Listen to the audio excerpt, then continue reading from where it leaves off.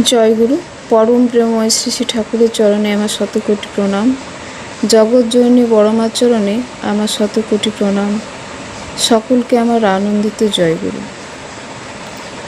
ইষ্টগুরুর শরণ নেওয়া মানে জীবনের প্রতিপদে তাকে রক্ষা করে চলা, তার আদেশ নির্দেশ মেনে চলা, নিষ্ঠার সঙ্গে পালন করা।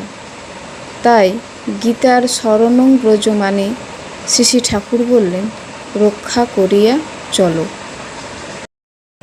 একদিন জৈনিক সেবককে একটা কাজের কথা বলছেন।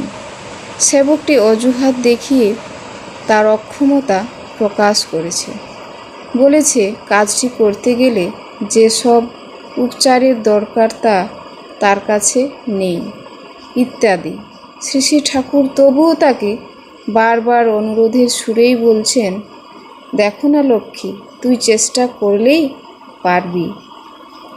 কিন্তু সেবকটি বলেই চলেছে আমি পারবো কি করে, এবং না পারার যত রকম যুক্তি দেওয়া যায় দিচ্ছে। শুনতে শুনতে শ্রী শ্রী ঠাকুর বললেন, আমার কর্তামা কইতো হয় না, পারি না, নেই কো ঘরে, এই তিন কথায় দেবতা হারে। যত না না করবি তত নাতেই পেয়ে বসবে।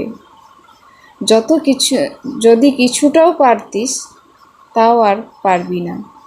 শ্রী শ্রী ঠাকুরের কথা ওই ছড়াটি উপস্থাপনের মধ্যে এমন কিছু প্রেরণা ছিল যার ফলে সেবকটির মনে যেন আত্মবিশ্বাস ফিরে এলো।